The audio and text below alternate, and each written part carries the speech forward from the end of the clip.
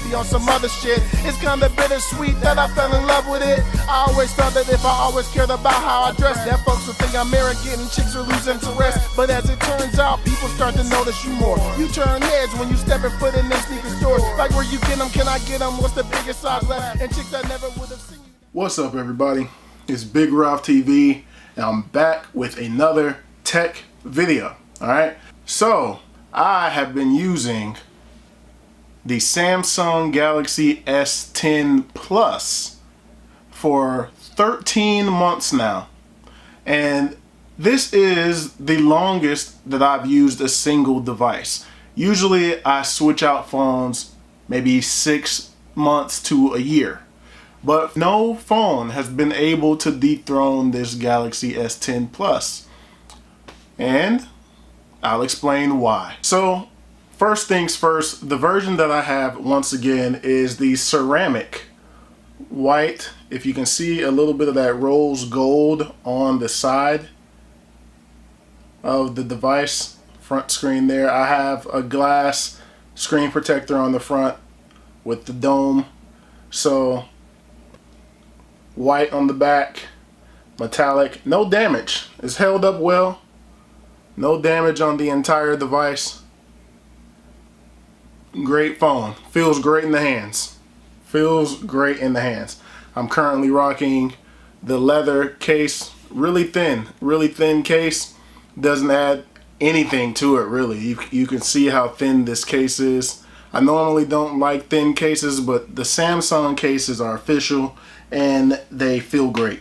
They don't add any bulkiness to it. I actually have dropped the phone and the case protected it just as it should. So great case, can't complain there. My previous issues with Samsung devices was TouchWiz.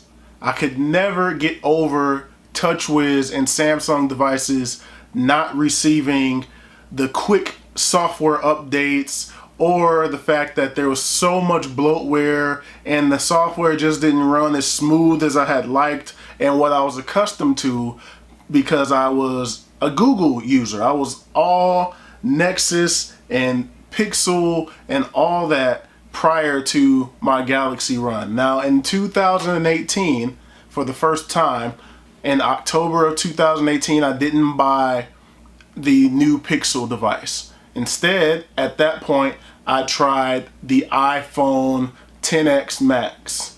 So at that point, I tried the iPhone and I liked it. I'm not going to tell you I didn't like it. I did like the iPhone a lot. I liked the iPhone a whole lot. There were just some things that I just couldn't get past using the iPhone in comparison to Android. So I just wasn't ready to fully commit to iPhone at that time, and I didn't completely stop using Google services as far as Google Play Music and Google Play Movies and Google Play Books. I still was going to those things for everything. So I just switched back. When this phone was released, I switched back to Android at that point, and it just has worked well for me. I got the watch that came with this at the time was the original Galaxy Watch Active, and I also got these Galaxy Buds at the same time.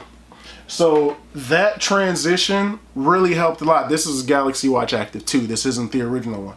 But having all of those things at once really helped out, and it made it feel like I had a full ecosystem of things coming from having an Apple Watch and having the iPhone, and everything just integrated well together. So switching to the Galaxy and the watch and the buds just felt great. This is something that I have wished that Google would do, is release a phone, release their earbuds, and release a Pixel watch to go with the phone.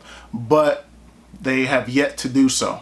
Getting back to the software of this device, I have had no issues using One UI. In fact, I will go as far as to say that using One UI and now version 2.1 of One UI, I will say that it hasn't made me miss the original stock Android that I use so frequently on Pixel devices and Nexus devices prior to that. it's been so smooth using One UI. Everything that I need has been there. There's even some functions that the Pixel wouldn't get until after Samsung already had it, and it just made me feel right at home using this device. There are the double apps.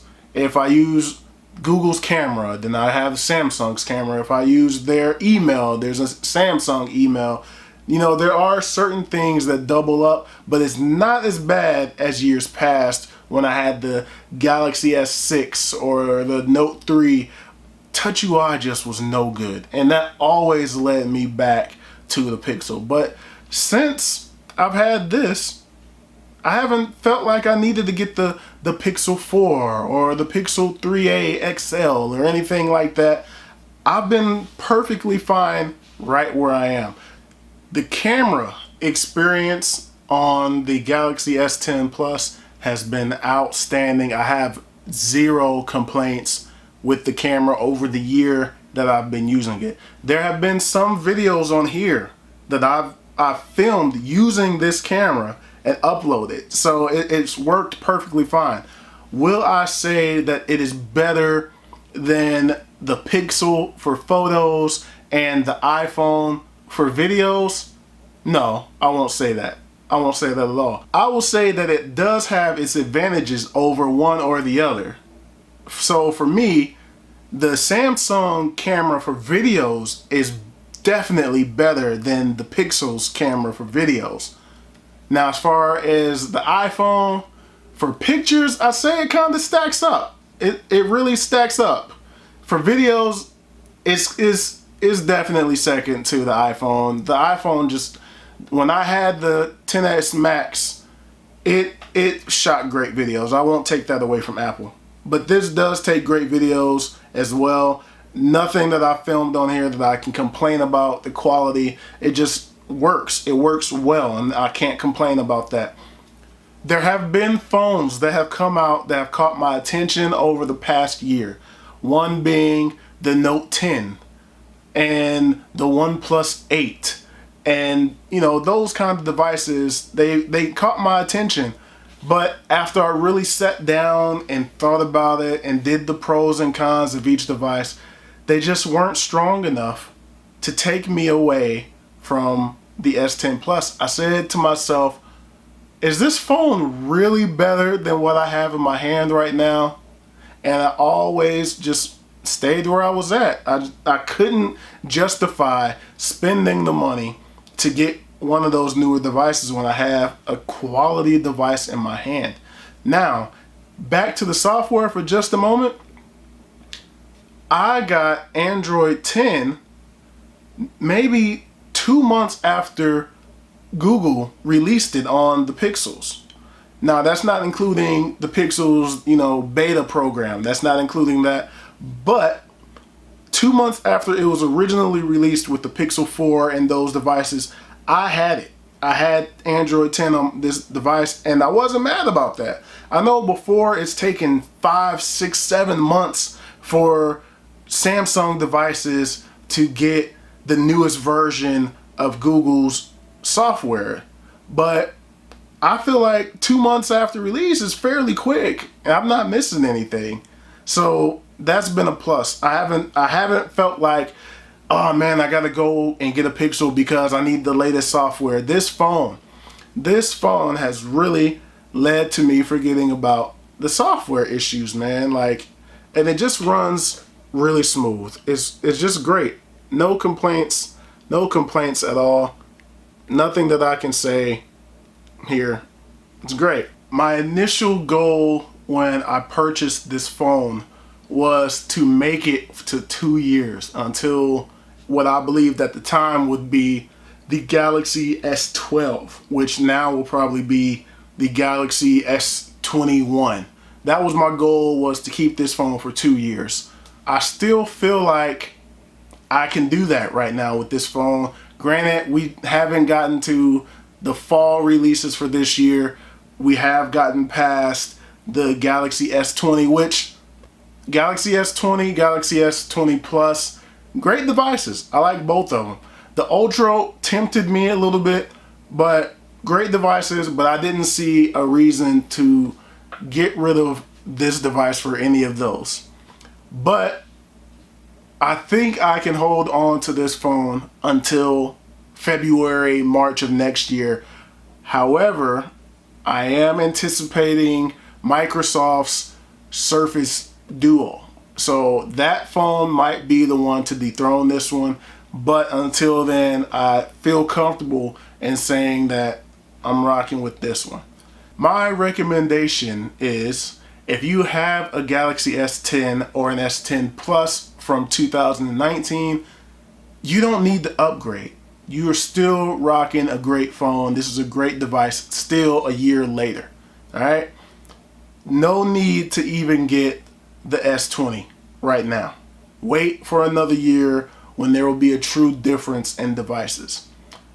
If you're in the market right now, I would still recommend this because it's a cheaper option now, and for the most part, all the features that they're bringing in to the S20 and the S20 Plus and the S20 Ultra, minus the camera tweaks, all the main features that they're bringing, they're also bringing here. I've already received some of them. So if you're just trying to save yourself a little bit of money and you need a new phone right now, get this one.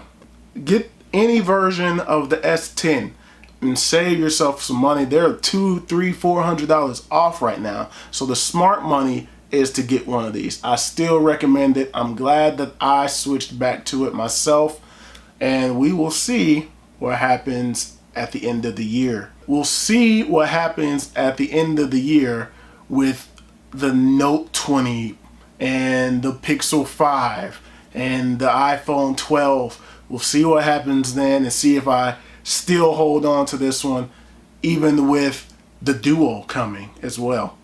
But that about wraps it up for this one. Thumbs up if you like this video. Subscribe if you have not already. Thank you all for watching. Thank you all for subscribing. I truly appreciate it. More content is on the way. Let me know what you think of the Galaxy S10 Plus. Is this something that you have? Do you still rock one of these? Would you recommend these, or would you have to have something newer? How frequently do you all upgrade your cell phones? Leave it below in the comments, and I'll holler at you all in the next video. Peace.